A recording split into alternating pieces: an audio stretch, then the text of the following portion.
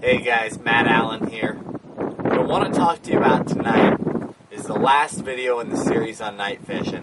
I've been putting it off because it's by far my most passionate topic. I knew it was going to take the most amount of time for me to pull my gear together, figure out what I wanted to talk to you about.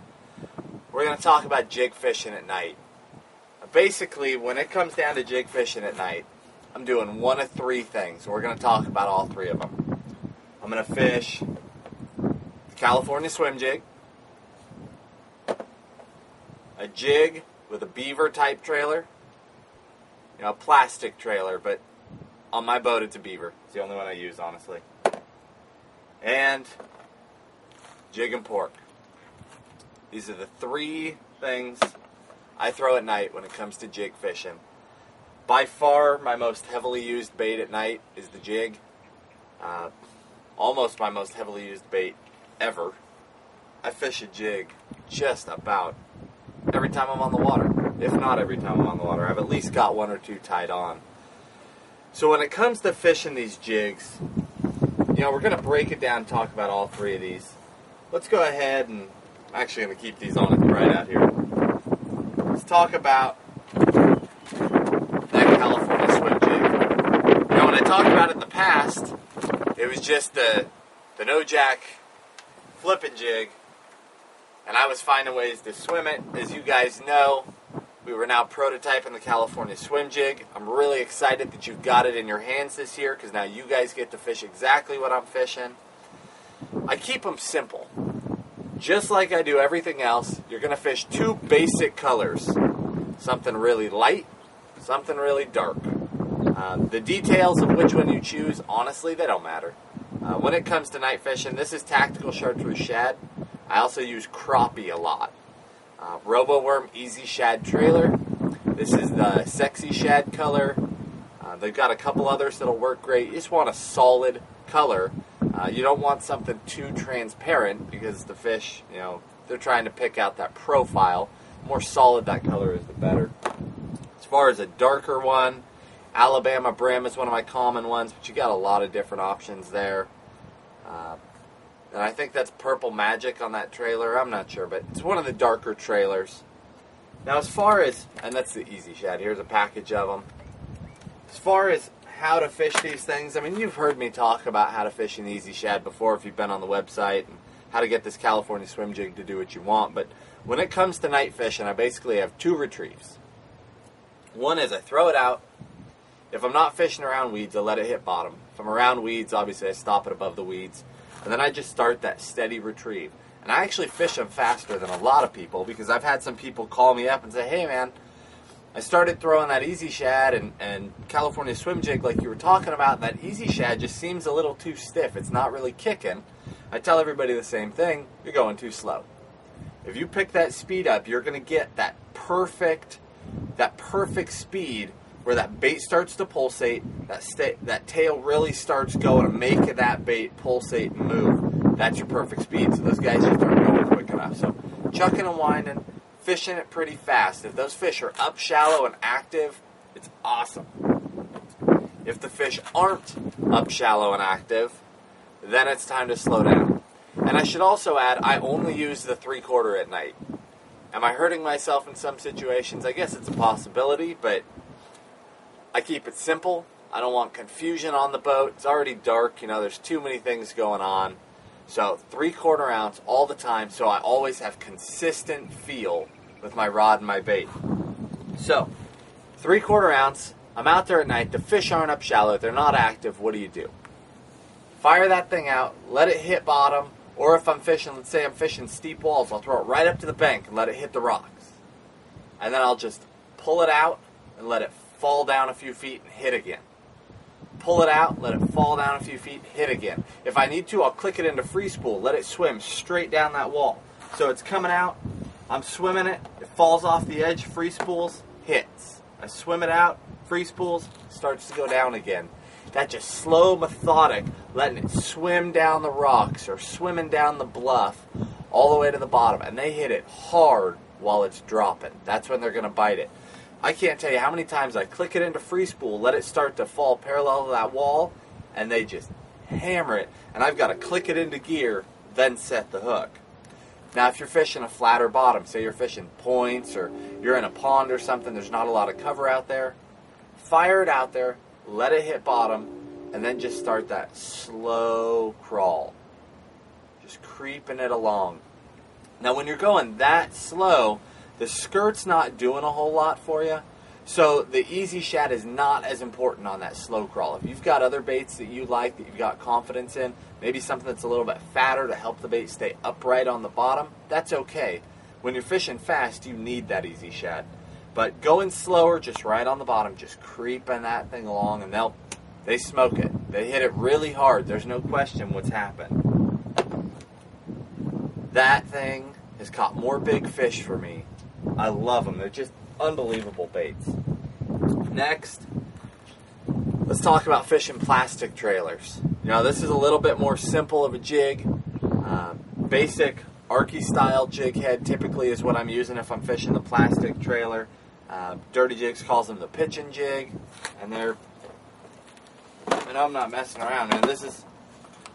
This is my box of 3/4 ouncers. I tend to keep it really simple with color. Again, though, really, really simple. I'm either going to fish black and blue or black and brown. Those are the colors. And if you've heard me in the past, I really didn't have a lot of good things to say about black and blue. I'm finally coming around. Everybody convinced me black and blue is a good color. Took me a long time, though. I'm pretty hard-headed. I like my black and brown. I almost can't beat it in any conditions. The only time that black and blue really starts to edge it out is when that water starts getting pretty murky, and I'm really not even sure why it edges it out. I guess it's just a little bit more vivid of a profile. Just a little bit. The other thing I should add is I don't fish my jigs with rattles at all. Even in muddy water, I just feel like I'm fishing slow enough. The fish find the bait no problem on their own. So pitchin jig, again, 3/4 ounce. You're going to hear me say a lot of 3/4 ounce, and the reason why is as I'm switching between rods in the dark, it's already pitch dark, you're having trouble seeing. Say there's waves, there's wind, you're in deep water, whatever it may be, you've got a lot of variables making it harder than normal for you to feel a bite. So when I'm switching between jig rods, everything has a 3/4 ounce because it can get to the bottom quick, it provides me good feel, and it's consistent all the way across my rods. So I always know what my feel's going to be like. If you've got a rod with a 1/4 ounce jig and a 1 ounce jig and a 1/2 ounce jig, they all feel totally different. You're going to end up losing bites as you're switching between rods. Those fish are going to be picking those baits up. You're not going to feel them. So keep it consistent. 1/2 ounce, 3/4 ounce, whatever it is for you, consistency amongst your rods will help you put more fish in the boat. So going back to this beaver style trailer, Reaction Innovations Sweet Beaver. This is the medium one, the 420 size. I use this one and the double wide, the big one. But these pitchin jigs, they've got a good flippin hook in them. I'm not even sure what size it is, but it's a strong hook. I typically fish these in the summertime when the water's a little bit warmer, right up until about September or so. I use a lot of that plastic, and it's just a small, nice, compact profile jig, really small, and it gets a lot of bites. It'll pull some big bites, not as big as a jig and pork will pull, but it'll pull big bites. That's a great one to fish just all summer long. Now, moving on to jig and pork. I was hard-headed about pork too, just like I was about my black blue jigs. I fought it and fought it and fought it. I was that guy out there in the middle of a snowstorm in January throwing a football head jig with a curly tail grub on the back of it. And I caught a lot of fish. I caught big fish, so nobody could talk me out of my curly tail grubs because they worked. But finally somebody got in my ear long enough to get me throwing pork. This is a couple of years ago. And I started throwing pork more heavily. I'm glad I did. It really does make a difference. And, one thing that I want to say is you don't want to lock yourself into pork when the water's cold. I was out flipping the other day, really tough jig bite, middle of the afternoon, it's like 95 degrees here, water was in the high 70s, I was having trouble getting bit, so I switched to an Uncle Josh Max pork trailer, started catching fish. The bite was still slow, but I started putting fish in the boat. We're talking about the middle of summer, middle of the day. Pork works all the time. More and more, it's edging plastic out altogether. I'm starting to move away from plastic into pork year-round because pork is coming out in better colors, better shapes and sizes. And when I hook into something, I run with it. I always do. So if I took you guys over to the barn right now, I must have, I don't know how many cases. I mean, I'm talking like cardboard boxes of pork. I love this stuff. All Uncle Josh.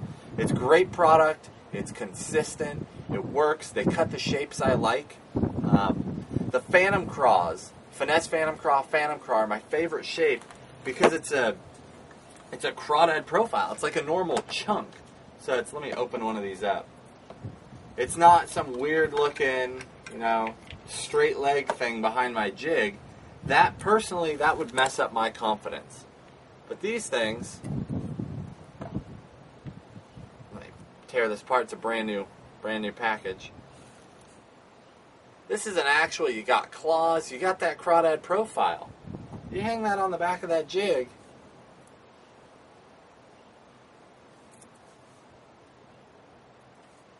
that's a bait that I'm willing to fish in the middle of the day because it looks like a crawdad. It's not that traditional ugly pork that we're talking about. This stuff is great.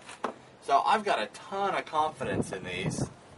Now I got my hands all covered in salt, but tons of confidence in this pork day and night. But let's get back on track. We're talking about night fishing. So when it comes to fishing this stuff at night, I'm using the no jack flippin jig, 3/4 ounce across the board. Why am I doing that? This hook is massive. I mean, I'm not kidding. This is the strongest jig hook on the market. You can't bend them. You can't. I've bent 2 ever.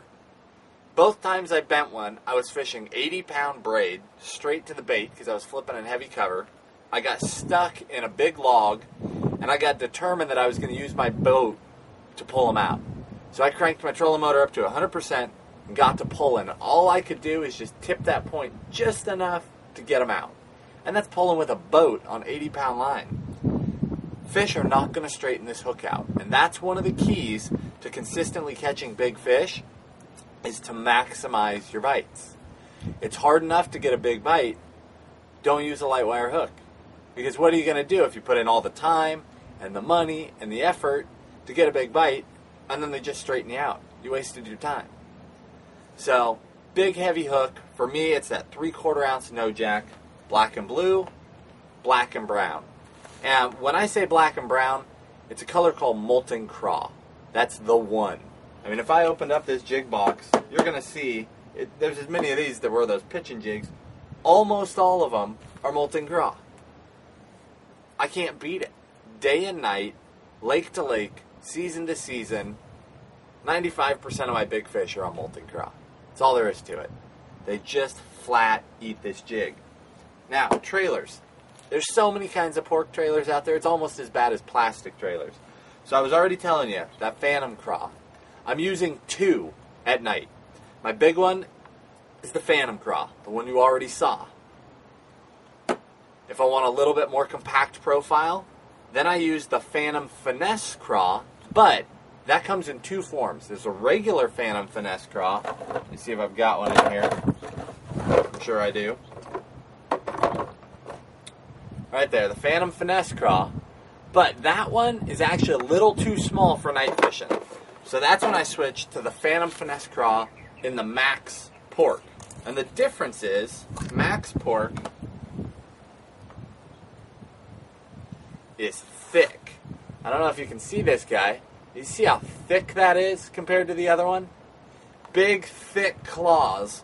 So it, even though it's a smaller profile,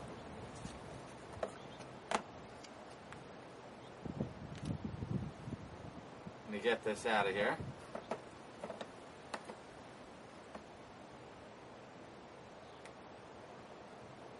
Alright. Even though it's a much smaller profile, it's a lot fatter, so it has a large presence in the water. So those are the 2 that I use. The Max Finesse or the phantom craw. Switch back and forth between those. In the beginning, I was only doing it in the wintertime. Now I'm fishing them year-round, day and night. They work great. But when it comes to fishing these baits, I'll fish them deep, I'll fish them shallow. But my favorite technique is what I call a double hop. And I gotta get some of this stuff off my hands, but the double hop. Basically, throw it out. If I'm fishing rocks, throw it up shallow. If I'm fishing deep water, let it hit bottom. But the way I work my bait is I'll pop it and then pop it again. So a double pop with my hand. Boom, boom. Because if you've ever watched a crawdad, when it gets up and starts to make a run, they lift up off the bottom, then start to scoot. That's the way they do it. They lift and scoot. So that's what I do with my rod. Pop and pull. Pop and pull. It gets bit. Day and night. Works great. I keep it very, very simple. It's only in the coldest of weather that I'll just slowly drag that jig, let it stop. Reel out. A couple inches at a time. Like we were talking in the last video, we were talking about some of the plastics that I fish really slow. Couple inches at a time. But if it's not ice cold water, I'm talking like low 40s, high 30s. Anything above that, double hop on that thing. It works so well. Hop it, reel down. Hop it, reel down. And when they eat it, it's not that just slack little bite. They don't just pick it up. It's not just wait. They thump it. You know you got bit. Because to them, it's a crawdad that's going to get up and run. So, excellent technique. Great for catching big fish. 12 months out of the year. That heavy jig, heavy hook, pork trailer gets them every time. Now color, same deal. In the pork, I'm throwing two colors. I'm throwing straight black, and I'm throwing crawdad brown. And I match them up accordingly. Black and blue jig, black pork, molting craw jig, crawdad brown trailer. That's it. Simple. I hope this made sense to you guys. I did a lot of talking, but what it really comes down to is 3 jigs, 4 trailers, and you're done. That's all it takes. Colors are simple. Trailers are simple. Just get out there and fish them. You don't need to be buying 50 different kinds of jigs from 14 different companies. You don't need to have 20 different colors of jigs. I've got these huge boxes full of jigs, but they're all full of a couple colors. I just have tons of them because I fish a lot of jigs. I don't want to run out. That's all there is to it. Get out there.